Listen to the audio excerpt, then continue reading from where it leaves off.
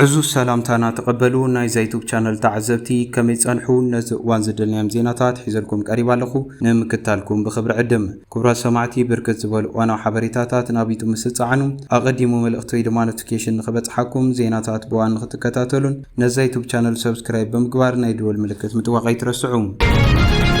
إيران حرمز نمخفات كاب ترامب قدم خونت تتقلب كم زلا تقليصوم إيران عماننت استراتيجيكاو مسمر بحر مصابو بحرمز نمم حدار بزعبا زغبر حدش مدلاو زكايدو زلوا زررب اونتاو كم زخونن ابزل على درجه كم زبصحن بمغلاط منكسغاس مراقب داغماي كجمر تسفافت إيران صنيحنين ابز قربا معتات دما اتزررب ابتي إيران عمانن بحبار حلافنت زسكمالو حدش مسمر غعزو نمخفات زتكوري نيرو يخون بر از تسفاتاتنا عبي ابز مصال اوان إيران اتاقداس مسمر ماي قدم مخفاتو امريكا كتمال امالوا زبلتهم زرزر طلبات بوق عقريبات ركبالم بزحات كابتم طلبات كابتا 17 سنه امونغو إيرانن امريكان زتبصح مذكر مرددا ايمويو نلعل زحاتو كخونن كلو قاليوم دمانتهم اقديمهم زقربوا طلبات بمرغام مسمخفات نايت مطابو وزت اساسرو مخانم تغليصلهم بوقعو معخن زينا تلفزيون راديون إيران الرايبي ابز وص مغلصي ناي قدم صحف العلواي بايت هاغراو دحننت ابز وان امخر العلواي مرح إيران زخونه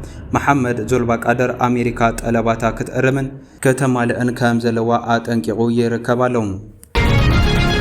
ابتخالي زينا مسنا مرح ناي سودان كتما كمرو كاب قصصر RSF حرام سوصت زترخبو جاملاو مقابرات ترخيبهم اب سودان زوبا سماياو نايل ريسا نايتهم بحيلتات قلطف دغف زموتو 25 سلماوያን سبات زحازه جاملاو مقابر كم زترخبه حدا بعل سلطان اتخبابي تمالسن بتافليطلهم ات مقابر ريسا دق انستيو هصانات سرحتኛታት ሆስፒታልን زحازه مخانو دما يگلصم مركابتي جاملاو مقابر اب كتما كمروك سراوي سودان أوراجاتات كارتومون جزيران كاب سراويت مكلخال RSF حارة دحر موصو تمساسال جاملاو مقابر دحر مركابوني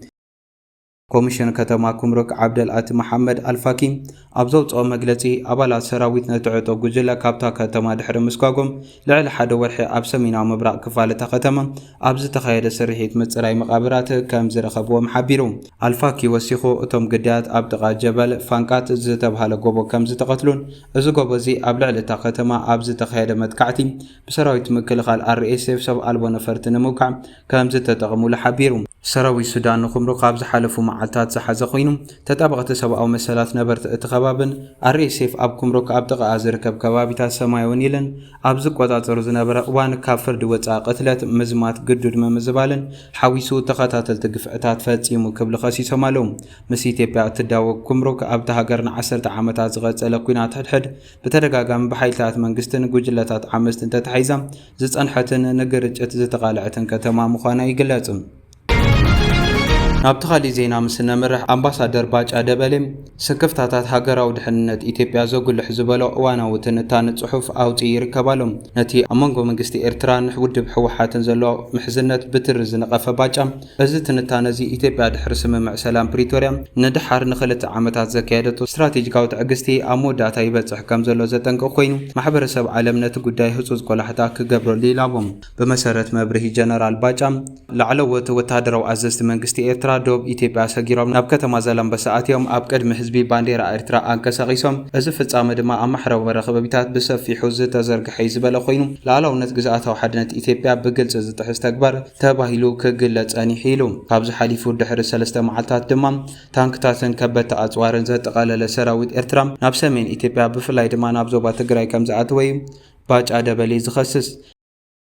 از تكبارات زتنصيلو زفصم فصامات زيكونس اكل نايت بمنግስቲ ኤርትራን ኣብ ሕወሓትን ጽምዶ ዝበሃል ውድብን ኣብ መንጎ መንግስቲ ኤርትራን ሕወሓትን ጽምዶ ብዝብል ዝቆመ ጥምረት ምዃኑ ይገልጽ እዚ ጉጅለ ሕወሓት ኣብ ልዕሊ ፌደራል መንግስቲ ወታደራዊ ምጥቃዕትን ምክያድ ምድላዋቱ ከም ዝዛዘመ ብግልጽ ኣፍሊጡ ደገፍ ናይ ወጻኢ ሓይልታት ከም ፖለቲካዊ ውሕስነት ህላዊ ይቆጽራሎ ክብል ድማ ይኸስስ ብዘይካ ዝእቱ ውድብ ብሰፊሑ ዲክታቶሪያል ወታደራዊ ኣገባብ ምግዳድን ከምኡውን ኣብ ኩናት ሱዳን ተጋሩ ከም ዝተቆጽሩ ቀተልቲ بمشات نصتتان مثلا حزبي بخبير اب حدغات يركب كبل باጫ يخصص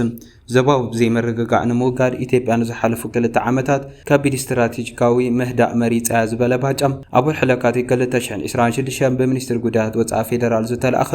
ወግዓዊ ጻውዒት ዝተሓዊሱ ሓለ ፈተነታት ዲፕሎማስያዊ ፍታሕ በኣስመራ ተነጺጉ ክብል ይኸስስ። እቲ ብሕብረት ኤውሮጳ ዘውፅኦ ኣዋጃትን ኣሜሪካ ኣብ ልዕሊ ኣኽረርቲ ሕወሓት ዘውፅኦቶ እገዳን ጽቡቕ ጅማሮ እኳ እንተኾነ እቲ ስጉምታት ኣብ ኣካይዳ ናይቶም ኣብ ኣስመራ ይኹን ኣብ ትግራይ ዘለዉ ልኡኻት ጭቡጥ ለውፂ ኣያምፅአን ክብል ባጫ ይገለጽ። ስለ ዝኾነ መንግስቲ ኢትዮጵያ ሃገራዊ ድሕንነቱን ሉዓላውነቱን ግዝኣታዊ ሓድነቱን እናተጋሰን ከሎ ንዘይተወሰነ እዋን ትዕግስቲ ክመርጽ ከም ዘይክእል ድማ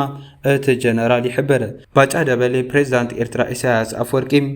ንኢትዮጵያ ንምድኻም ንምብታንን ኣብ ትሕቲ ፖለቲካዊ ጽልዋን ምእታውን ዝነበሮ ናይ ነዊሕ እዋን ስትራቴጂካዊ ህርፋን ኣይገደፎን ክብል ብትሪ ዝነቐፈ ኮይኑ እዚ ዓይነት እከይ ተግባር ክልቲኣዊ ግጭት ጥራሕ ዘይኮነ ንመላእ ፖለቲካዊ መሓውር ቀርን ኣፍሪካ ብሓይሊ ንምንቕናቕ ዝተፈጥሮ እዩ ክብል ይኸስስ።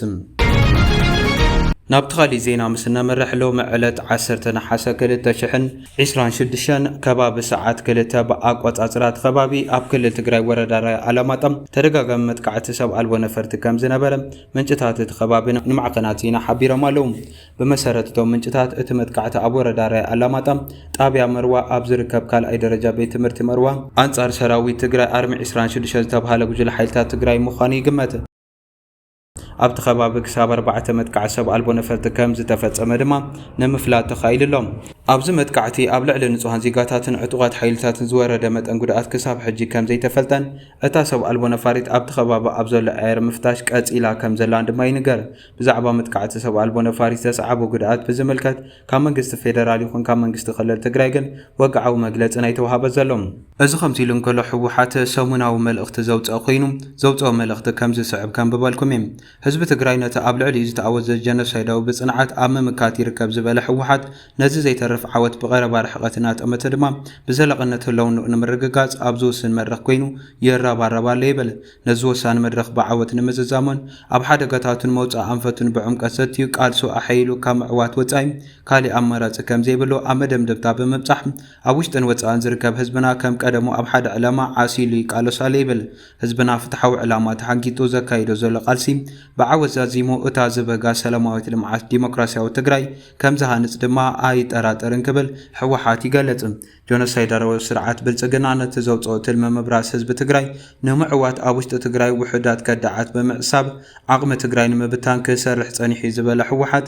እዞም ኣብ ዝለዓለ ኣመራርሓ ግዝያዊ ምምሕዳር ዝነበሩ ከዳዓት ለወቅቶ ጸላእ ብምውሳድ ረብሓ ትግራይ ሓሊፎም ንምሃብ ካብ ዝፈጸሞ ብሄራዊ ክሕደት ሓሊፎም ኣንጻር ህዝብን ሉዓላውነትን ትግራይ ዝተሰለፈ ዕጡቕ ጉጅለ ክሳብ ምውዳብ ዝበጽሐ ታሪኻዊ ቅድዓት ፈጺሞም እዮም ክብል ይገልጽ። ዓቕምታት ምኸተ ትግራይ እዚ ታሪኻዊ ክሕደት ባንዳነትን ኣብ ታሪኽ ትግራይ ጸሊም ነጥቢ ዝገድፍ ኣጋጣሚ ስለ ዝኾነ ብትዕግስትን ጥንቃቐን ከኣሊዎ ዘይተሓለለ ጻዕሪ ክገብሩ ጸኒሖም እዮም ክብል ሕወሓት ይገልጽ።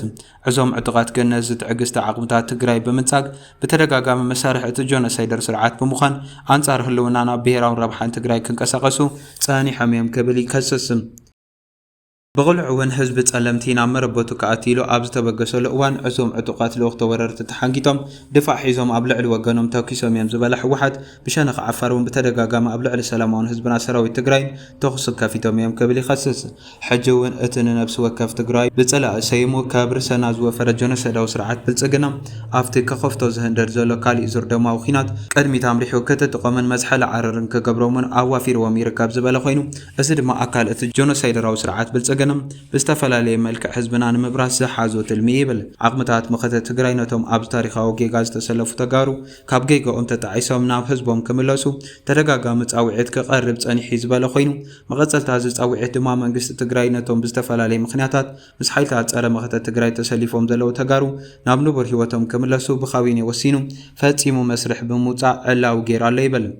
እዚ ጻውዒት ኣካል እቲ በዞም ከዳዓት ክጽሓፍ ዝድለ ዘሎ ታሪኻዊ ጌጋ ንምእራም ዝግበር ዘሎ ሕልፊ መንገዲ ዝኸይድ ጻዕሪ ዝበለ ሕወሓት ስለዚ ድማ ኣብዚ ታሪኻዊ ጌጋ ዝተሰለፍኩም ተጋሩ ነዚ ጻውዒት ህዝብን መንግስትን ትግራይ ተቐቢልኩም ካብዚ ንውልድ ወለዶ ዝሓለፈ ጸሊም ታሪኽ ዓርሱኹም ክትድሕኑ ይግባእ ይብል። ነዚ ዕድል ብምጥቃም ካብ ኩንትሙንቱ ታሪኻዊ ናይ ሕግን ሞራልን ተሓታትነት ዓርሱኹም ኣድሕኑ ክብል ድማ ሕወሓት መግለፂኡ ዛዚሙ ይርከብ። ባርከስ ክቡራት ተዓዘብቲ ነዚ እዋን ዘደልናይ ሓበሬታ ዝመስል ነይሩ። ብኻሊእ ዜና እስካዕ ንረኸብ ሰላም።